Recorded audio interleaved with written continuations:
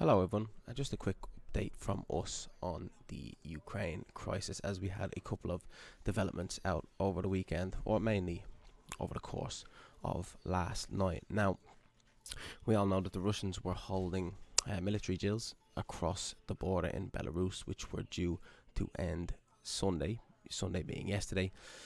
We've since learned that has been extended. The military drills in Belarus will continue for the foreseeable future, which further backs up claims from the West that an attack was imminent. Now, overnight we did have some news out after market opened, AM London time, that US President Joe Biden and Russians President Vladimir Putin have agreed in principle to hold a summit on the Ukraine crisis. Now, the Kremlin have since this morning come out and said that there are no concrete plans for a summit, but that a call or a meeting could be set up at any time. The West have also made it clear that a summit will only be held as long as Russia do not invade Ukraine. Now, as we jump across to the charts and have a quick look at the DAX, my main focus of attention when it comes to this Ukraine crisis. As we have a look across the calendar quickly and we see any events, risks throughout the course of the week, we can see this morning we had a couple of PMIs, pretty upbeat PMIs, which has not resulted in any strength or weakness in regards to the DAX. Now, those figures would be mainly centered around the ECB's thinking when it comes to monetary policy, and if the DAX won't move off the back of that, that says to me that the DAX traders are more focused on what is going on in Ukraine as opposed to monetary policy, certainly in the immediate short-term future. Anyway, we can have a look at the chart. We can see the support level, dating back to May of last year, around the 15,000 level that has not yet been broken. It's a big level in the DAX. If we can get below it, if we can get a daily close below it, we can see the extremes here, probably down towards these sorts of lows down here. The bottom line I have on my screen, not quite 15,000, a little bit below it, but we wouldn't want to get done on a lower shadow like has happened many times over the course of the last 8-9 months. We can also see the way prices moving down lower towards this support level.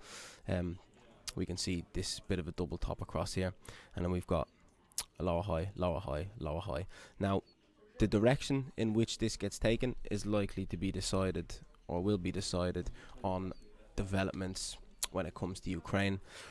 Normally when a support level acts like this, when we get lower highs building down to it, we normally do get a break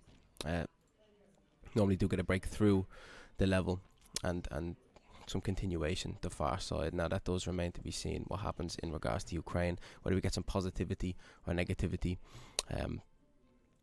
If they do have a summit and look to try and talk and work things out, that will be seen as a positive, and you would imagine that the DAX then moves higher off this support level. But any more negative headlines, we are pretty close to it, and you would imagine this support level does fold. If the technicals are anything to go by, then that definitely suggests that it will fold at some point in the future. Market's very headline driven at the moment. We do need to keep up to date in what is happening across the headlines. Bit of toing and froing.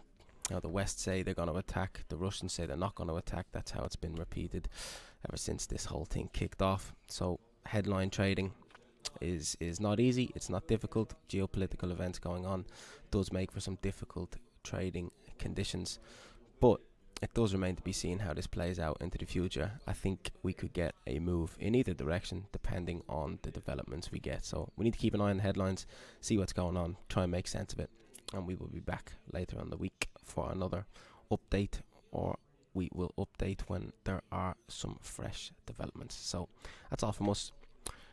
We'll try and keep you posted the best we can, and hopefully we get some positivity and a pullback from the Russians.